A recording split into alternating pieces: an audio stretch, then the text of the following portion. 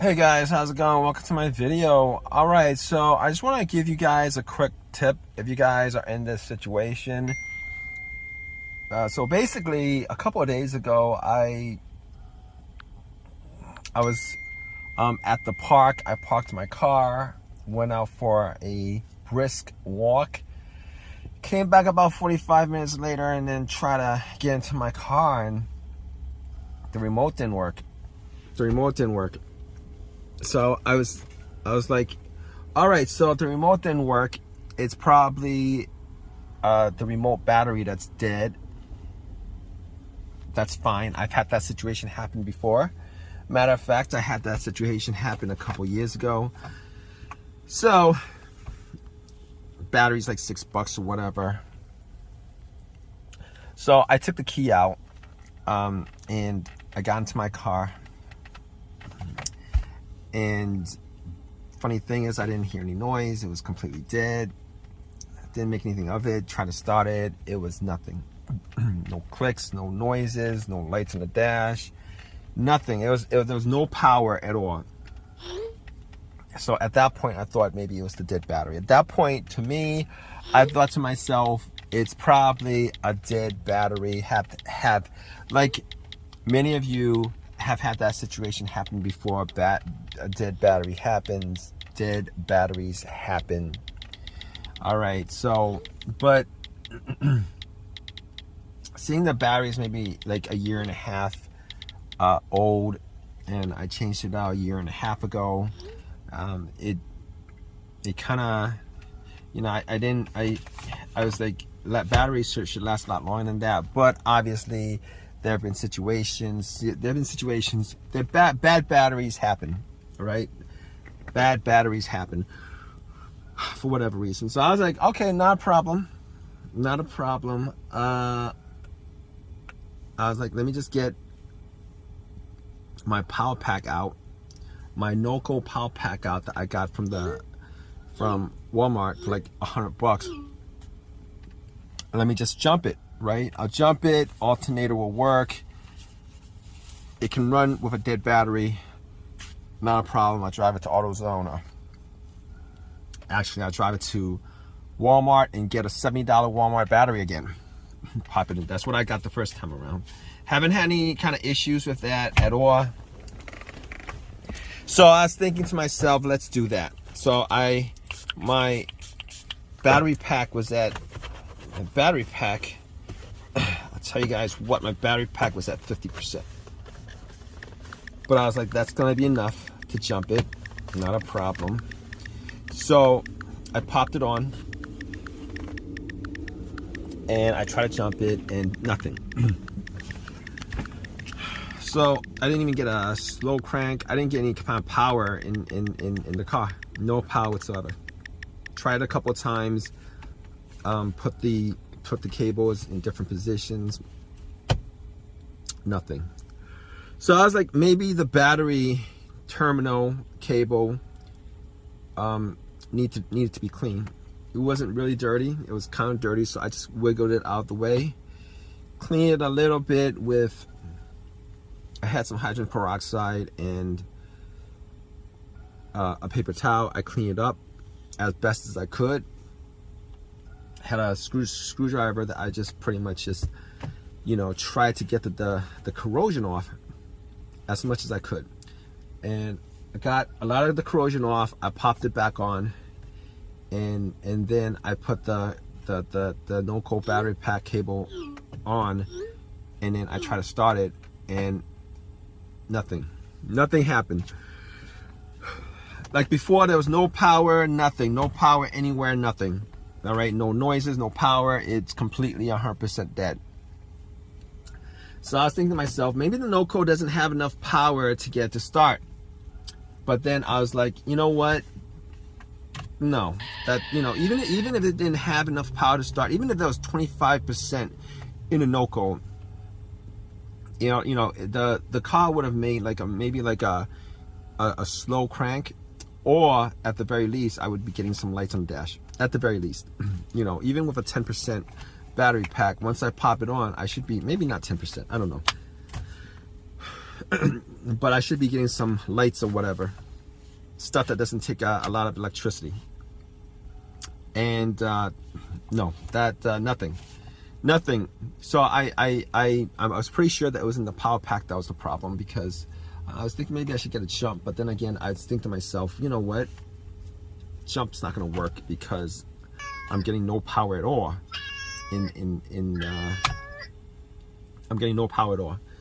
So I was thinking to myself, okay, so I clean the cables, I clean the terminals. What else could cause it? So I tried to follow the negative line, the negative cable, make sure that it was grounded correctly. All right. Make sure that that was grounded correctly. So I was tugging on it just to make sure that it was tight, and it was tight. And I was thinking, probably wasn't a negative cable. I could just cross that out on the diagnosis list. Cross that out.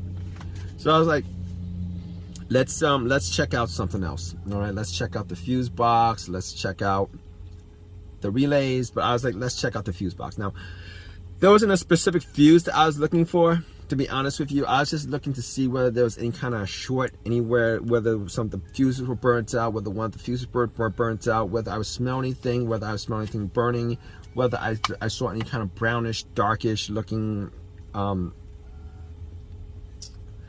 coloration on any of the fuses, just to make sure that none of them were burnt out. And guess what? None of them. From my eyesight, from what I was seeing, I didn't see anything that was an issue with it.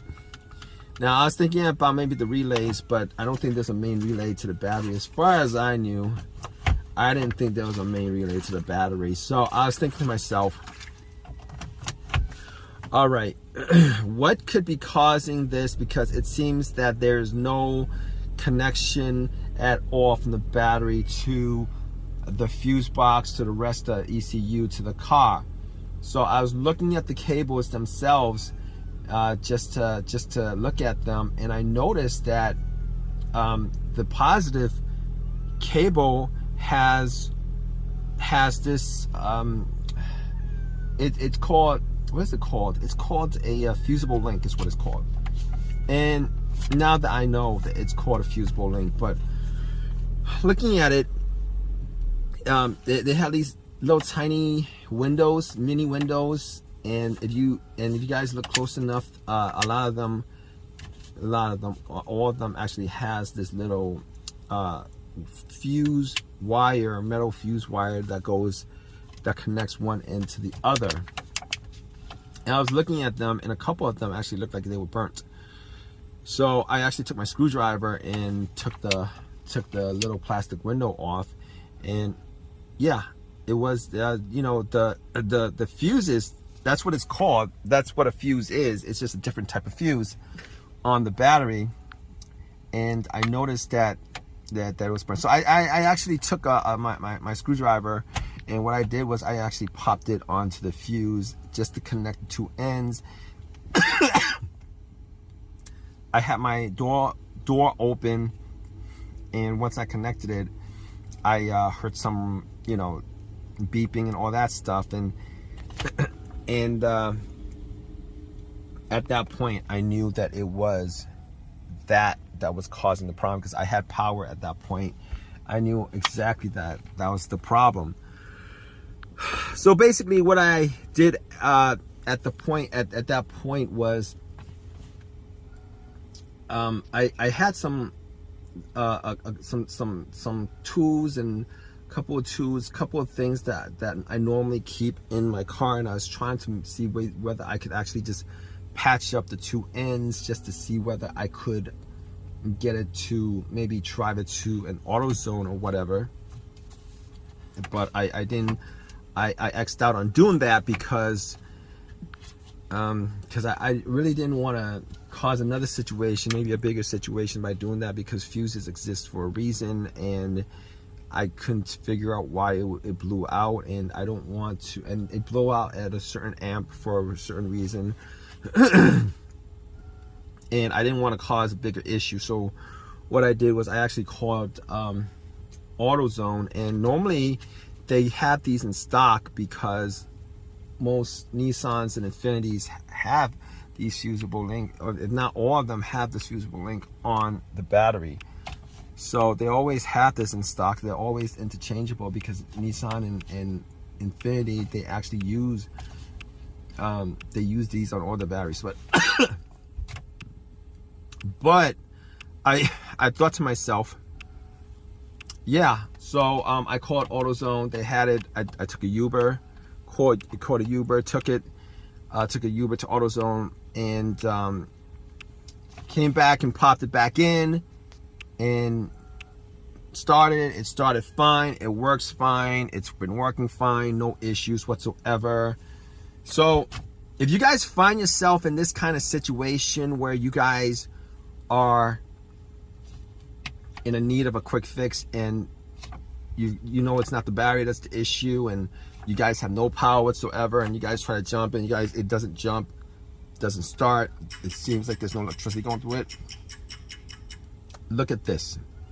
All right, definitely check out your fusible link to make sure that your fusible link does not have any issues. It's not blown, the fuse is not blown, etc., etc. Because majority of the time this situation causes these kind of electrical disconnect between the battery and the fuse box. So anyway, hope you guys like this video. Guys, have any comments, please leave a comment in the comment section. Please subscribe, please give me a thumbs up, all that good stuff, right guys?